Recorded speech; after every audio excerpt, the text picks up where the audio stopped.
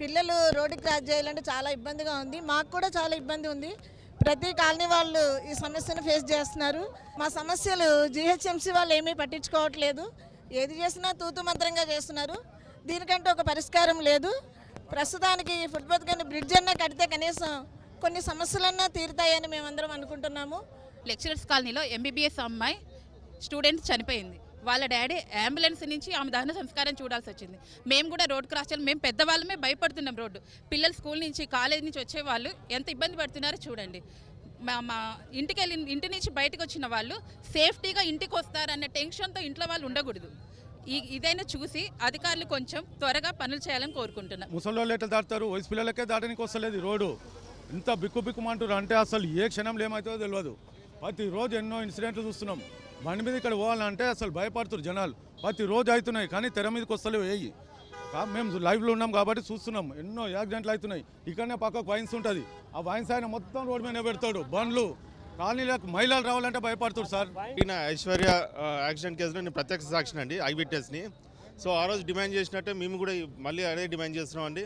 మాకు foot over bridge కావాలండి. ఇక్కడ ఎక్స్ప్రెస్ వే హైవే కట్టడం వల్ల మా కాలనీ వాసులు దానికి బలైపోతున్నారు. మా సీనియర్ సిటిజన్స్ మేము 100 రూపాయలు టికెట్ కొనుక్కొని బస్సులో ఎక్కి రౌండ్ తిరిగి వస్తున్నాం. ఎందుకంటే రోడ్డు క్రాస్ చేయలేక.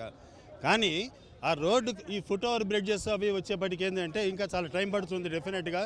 That is linked with metro project, అది అందరికీ తెలిసిందే.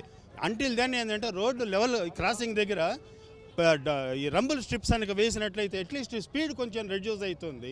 ఎక్కడ కూడా ఫ్లైఓవర్స్ లేవు, ఫుట్ ఓవర్ బ్రిడ్జ్ లేవు, ఎక్కడ సిగ్నల్స్ లేవు. లేకపోవడంతో ఇమీడియట్గా బండ్లేమో 100 ఫీట్లో 100 స్పీడ్ తోటి రావడము. ఎక్కడ పడితే అక్కడ పిల్లలు యాక్సిడెంట్ అవుతున్నాయి. మొన్ననే ఒక మెడికల్ స్టూడెంట్ అర్ధాంతంగా నడి రోడ్డు మీద చనిపోయింది. తండ్రి ఇప్పుడు కూడా చావు బతుకులలో కొట్టుమిట్టాడుతుండు. ఇంకా నిన్న రాత్రి ఒకటి అయింది. దాదాపు మాకు తెలిసినయే 16 మంది చనిపోయినరు. మాకు తెలియని ఇంకా చాలా ఉన్నాయి.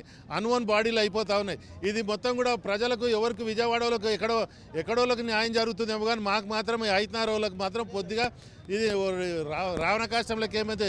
ఈ నేషనల్ హైవే అథారిటీ వాళ్ళు రోడ్ వేసేటప్పుడు ఈ ఏడెక్కడైతే ఫుట్ ఓవర్ బ్రిడ్జ్లు ఉన్నాయో ఫుట్ ఓవర్ బ్రిడ్జ్లు నిర్మాణం చేయాలని చెప్పడం కోరడం జరిగింది. అండ్ ఫుట్ ఓవర్ బ్రిడ్జ్లు వేసేటప్పుడు మేము ఉంటాం వేపిస్తామంటే కొన్ని మడిగల వాళ్ళు ఆబ్జెక్షన్ చెప్తున్నమాట వాస్తవం. ఆ లా అండ్ ఆర్డర్ ట్రాఫిక్ వాళ్ళు అధికారులు అందరూ కలిసి ఇప్పుడు జనాల గురించే కదా ఫుట్ ఓవర్ బ్రిడ్జ్ వేసేది.